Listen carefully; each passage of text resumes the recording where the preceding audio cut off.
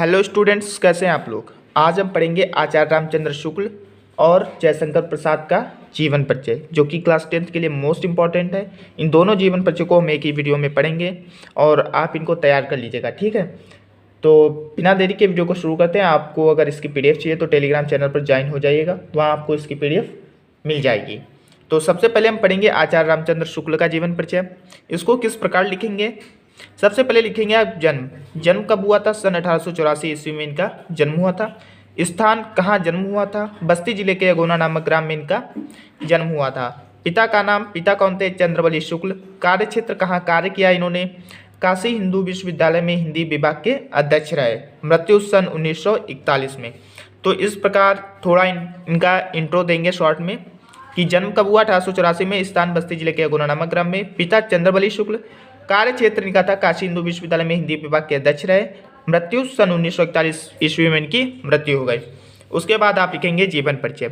Channel को subscribe नहीं किया तो चैनल को सब्सक्राइब कर लीजिएगा, क्योंकि ये आपको क्लास 10 से रिलेटेड वीडियो मिलती रहेंगी जो कहीं ना कहीं आपके लिए हेल्पफुल होंगी। अब लिखेंगे हम जीवन परिचय। आचार्य रामचंद्र शुक्ल का जन्म सन 1884 ईस्वी में बस्ती जिले के अगोना नामक गांव में हुआ था। इसमें एक चीज़ आप ध्यान रखेंगे कि इनका जो सन आए और जो स्थान आए उनको आप ब्लैक पेन से लिखेंगे। कहाँ शिक्षा की उसको ब्लैक पेन से लिखेंगे, ठीक है। जो हाईलाइट है उनको आप ब्लैक पेन से लिख देंगे। तो आचार्य रामचंद्र शुक्ल का जन्म सन 1884 ईस्वी में बस्ती जिले के अगोना नामक ग्राम में हुआ था। इनके पिता का नाम चंद्रबली शुक्ल था। चंद्रबली शुक्ल को आप ब्लैक पेन से लिख देंगे।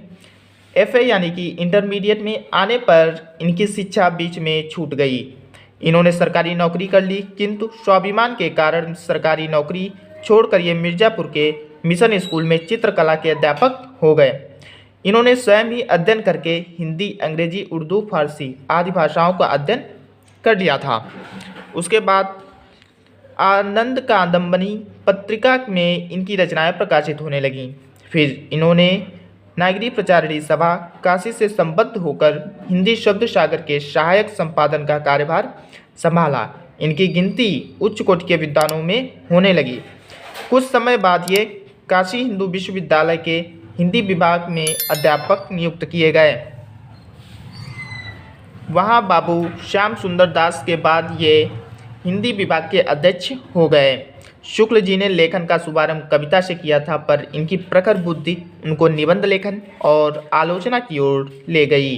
जीवन के अंतिम समय में साहित्य की साधना में संलग्न रहते हुए हिंदी का यह महान पंडित सन 1941 ईस्वी को स्वर्ग सिधार गया।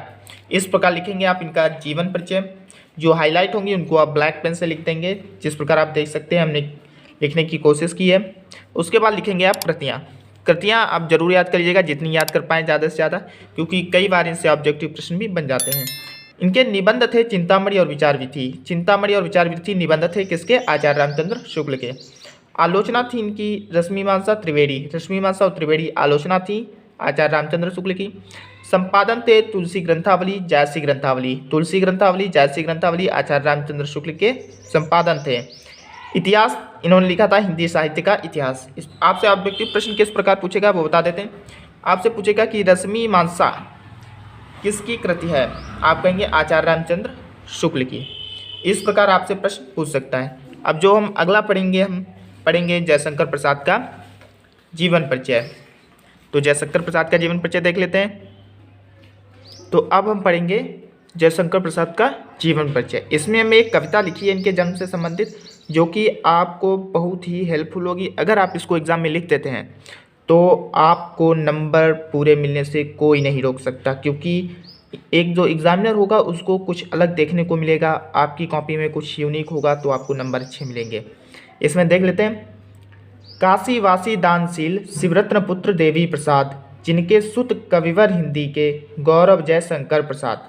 संवत 1946 विक्रम में जिनका अवतार, छायावादी युग के दृष्टा, उच्च कोटि के नाटककार। काशीवासी दानशील, काशी के रहने वाले और दानशील। शिवरत्न पुत्र देवी प्रसाद, शिवरत्न मतलब देवी प्रसाद के पिता का नाम था शिवरत्न। शिवरत्न पुत्र देवी प्रसाद, जिनके सुत कविवर हिंदी के, देवी प्रसाद के सुत बेटे यानी कि कविवर हिंदी के गौरव जय शंकर प्रसाद, मतलब गौरव जय शंकर प्रसाद के पिता का नाम देवी प्रसाद था।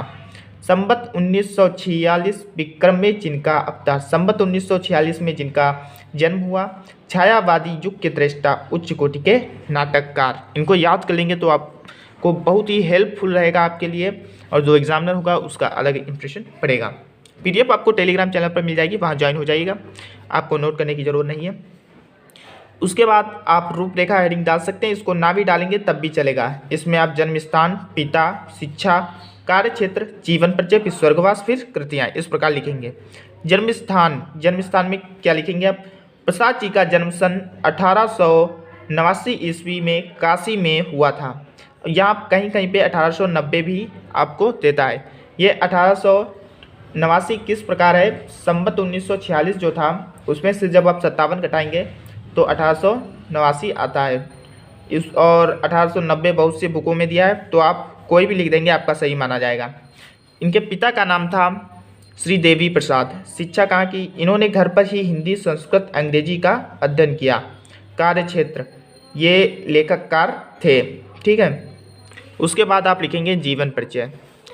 जीवन परिचय आपको हम बता चुके हैं आचार्य रामचंद्र शुक्ल में किस प्रकार लिखेंगे, हाईलाइट कर देंगे जो मेन पॉइंट है उनको।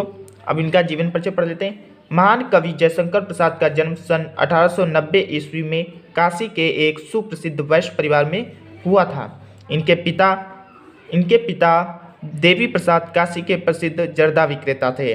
प्रसाद जी का बाल्यकाल सुख के साथ व्यतीत हुआ। प्रसाद जी के पिता की मृत्यु के 4 वर्ष पश्चात उनकी माता भी उन्हें संसार में अकेला छोड़कर चली गईं। प्रसाद जी के पालन पोषण और शिक्षा दीक्षा का प्रबंध उनके बड़े भाई शंभू रत्न जी ने किया। यहाँ पे शंभू रत्न को आप ब्लैक पेन से लिख देंगे। सर्वप्रथम प्रसाद जी का नाम क्वींस कॉलेज में लिखवाया गया, लेकिन स्कूल की पढ़ाई में उनका मन नहीं लगा, इसीलिए उनकी शिक्षा का प्रबंध घर पर ही किया गया।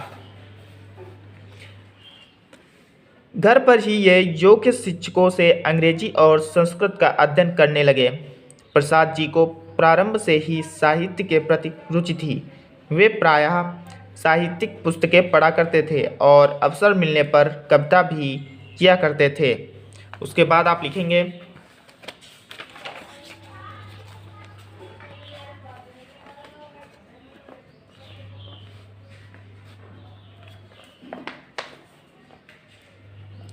पहले तो उनके भाई उनकी काव्य रचना में बाधा डालते थे, लेकिन जब उन्होंने देखा कि प्रसाद जी का मन काव्य रचना में अधिक लगता है, तब उन्होंने इसकी पूरी स्वतंत्रता दे दी। इसके पश्चात उनके बड़े भाई शंभू रत्न जी का स्वर्गवास हो गया, जिससे इनकी आर्थिक स्थिति बिगड़ गई और व्यापार भी समाप्त हो गया। संघर्ष और चिंताओं के कारण इनका स्वास्थ्य खराब हो गया। उन्हें यक्ष रोग ने धर दबोचा, जिसके कारण सन 1937 ईस्वी में इनकी मृत्यु हो गई और वे सदा सदा के लिए संसार से विदा हो गए। यहाँ पे जो मृत्यु है उसको आप सीख देंगे ब्लैक पेन से। इन चीज़ों का विशेष ध्यान रखें।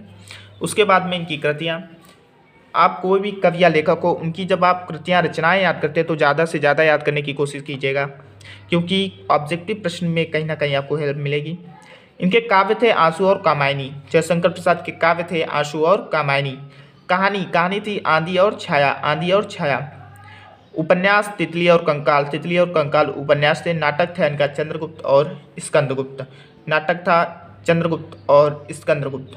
आपसे ऑब्जेक्टिव प्रश्न इस प्रकार भी पूछ लेता है, आपको 4 रचनाएं देगा कि आंसू, आंधी, तितली, चंद्रगुप्त में इनमें से कौन नाटक है, तो आपको टिक करना होगा चंद्रगुप्त पर, ठीक है।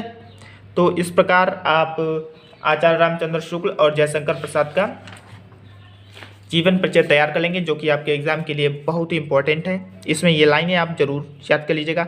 इससे क्या होगा, आपको जन्म, पिता का नाम सब आपको याद हो जाएगा इन्हीं लाइनों में। इन लाइनों को अगर ये लाइनें अच्छी लगी तो वीडियो को लाइक कर दीजिएगा, चैनल को सब्सक्राइब कर लीजिएगा अगर आप क्लास 10th के स्टूडेंट हैं। आपको PDF टेलीग्राम चैनल पर मिल जाएगी। तो मिलते हैं नेक्स्ट वीडियो में, तब तक के लिए जय हिंद, जय भारत।